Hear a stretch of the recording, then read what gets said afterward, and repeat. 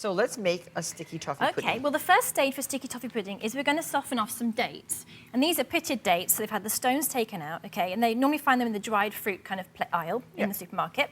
They're going to go into a small pan. So how many dates? So there's 5 ounces of dates in there. We're going to just cover it with enough water to cover them. Then that will be simmered for about 5 minutes, just until they soften off. Okay. So just on a low heat, and that's because they can be quite firm. It depends how dry they are. Okay. Yep. So once they've cooked in that little pan for a few minutes, we put them into a sieve and just drain off the cooking water.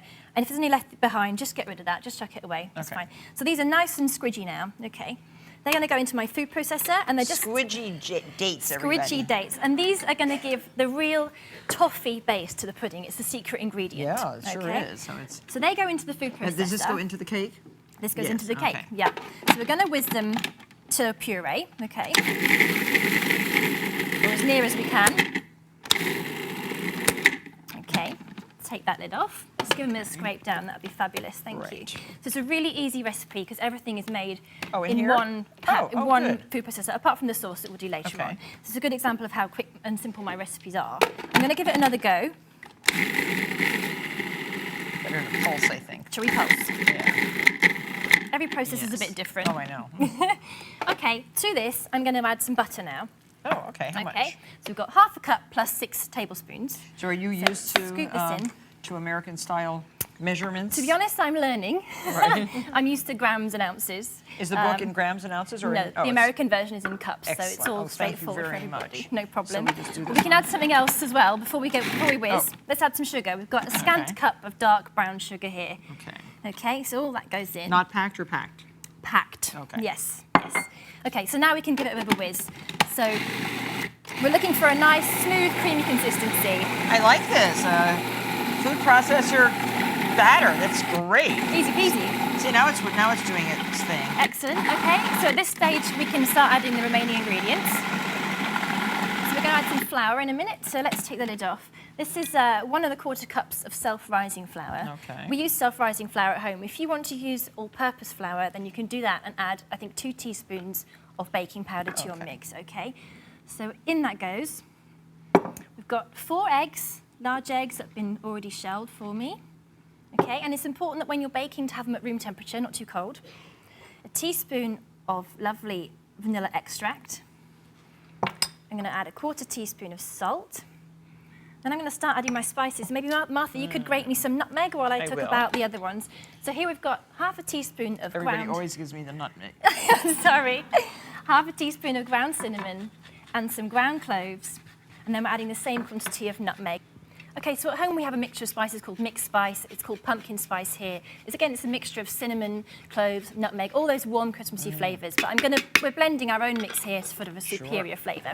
So that's all the ingredients now in the processor. So guess what we do next? We whiz it again, okay? So looking for a nice, smooth cake batter. Beautiful.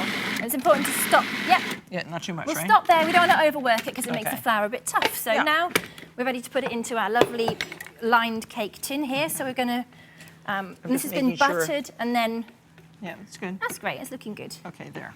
Thank you. So it's been buttered and lined with non-stick baking paper. Just scoop it in.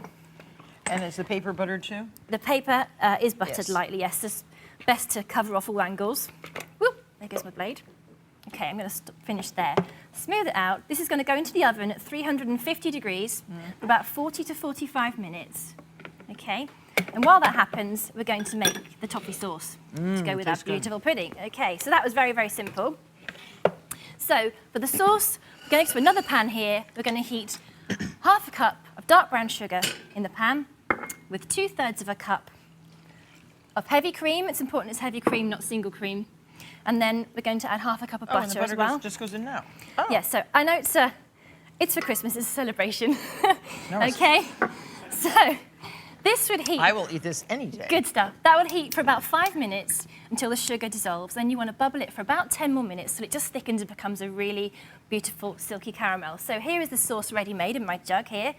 Let me just cut you a piece for you to try. So this size tin will easily give you 9 portions. Cut one way and then the other. So this is a good Christmas dessert, really, really easy, full of flavour. I want that one. Oh, Little, half of that one. Okay, let me see if I can get him out. I don't like edges. You're not into crusty edges? Nope. Okay. I only eat the center. This is a really moist. Let me get rid of that piece then. No, you have that one. If you like it. I love this pudding. Yeah, it's one of my favorites. Oh, okay. Look how pretty that cake Beautiful is. That piece. is beautiful. Sticky toffee pudding. And then we're going to just serve this with a good drizzle I'll get the ice cream. sauce. Oh, and what about vanilla ice cream? Vanilla ice cream goes with it beautifully.